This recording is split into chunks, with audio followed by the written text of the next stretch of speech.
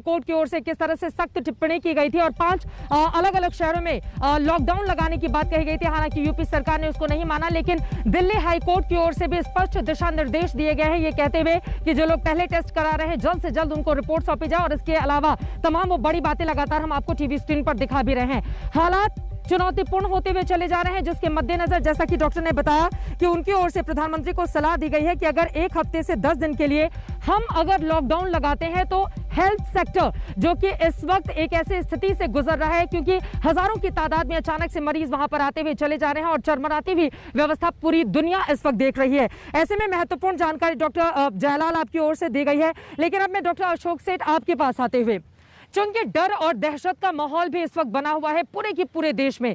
राजधानी दिल्ली में तो लॉकडाउन लगा दिया गया, दूसरे हिस्सों से भी इस तरह की खबरें सामने आई। लेकिन क्या आपको भी लगता है कि अगर लॉकडाउन की स्थिति बनती है तो वो जो हेल्थ सेक्टर है उसको थोड़ा सा सपोर्ट कर पाएगी? और इसके अलावा मौजूदा वक्त में जिस तरह से आंकड़े लगातार बढ़ते हुए चले जा रहे हैं, और कल अगर मैं मौत का आंकड़ा बताऊं तो 1750 को क्रॉस कर चुका है और 2.5 लाख से ज्यादा मरीज हर रोज दर्ज किए जा रहे हैं कोरोना के पेशेंट। कल का ही आंकड़ा है 2,59,000 से ज्यादा का। ऐसे में मौजूदा स्थिति हिंदुस्तान की क्या बयां करती है? आपने बहुत इंपॉर्टेंट सवाल पूछा। आपको सबको ही पता ही है कि सिचुएशन ग्रिम हो गई है, बट हमें इसको लॉकडाउन ना समझें। देखिए, लॉकडाउन हुआ था जब complete cessation of every activity पिछले साल हुई थी। उससे लाइफ भी बची थी बट लाइवलीहुड्स लॉस्ट हुए थे। अब जो हो रहा है उसको हम स्टेज 3 लॉकडाउन कहते हैं। बाहर के कई कंट्रीज में तो ग्रेडेशन हुई है और ये ग्रेडेड, दिस इज इन अ वे एक इम्प्लीमेंटेशन ऑफ स्ट्रिक्ट पॉलिसी जिसमें कि अननेसेसरी मूवमेंट लोगों का ना हो, अननेसेसरी गैदरिंग ना हो। और वही जो हम कहते हैं कि कोविड अप्रोप्रिएट बिहेवियर, वो स्ट्रिक्ट एज अ पॉलिसी लाया गया है।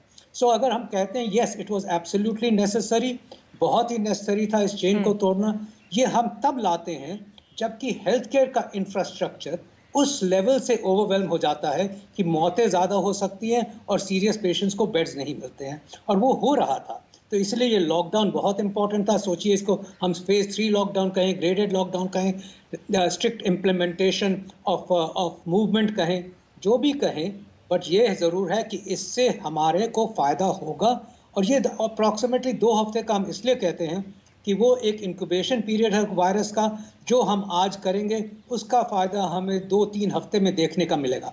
सेकंड बात ये है कि ये इतना विशियस स्प्रेड था, इतना फास्ट स्प्रेड हुआ क्योंकि वेरिएंट्स आए थे जो कि रियली सिर्फ गवर्नमेंट को ही नहीं, सिर्फ पॉलिसी मेकर्स को नहीं, डॉक्टरों को भी इससे अचंभा हुआ। हम भी ये नहीं एक्सपेक्ट कर रहे थे कि इतनी लेवल पे इतनी फास्ट ये कोविड ग्रो करेगा। इसीलिए हमें और चाहिए टाइम। अगर ये ग्रेडेड ही होता, अगर स्लोली राइज करता, तो हमारे पास डेफिनेटली पॉलिसीज थी जो इम्प्लीमेंट हो जाती और लोगों को इतनी तकलीफें या इतनी डेंजर पे हम नहीं पहुंचते। एंड फाइनली, नमस्कार, मैं हूं अंजना ओम कश्यप। हमें उम्मीद है ये वीडियो आपको पसंद आया होगा।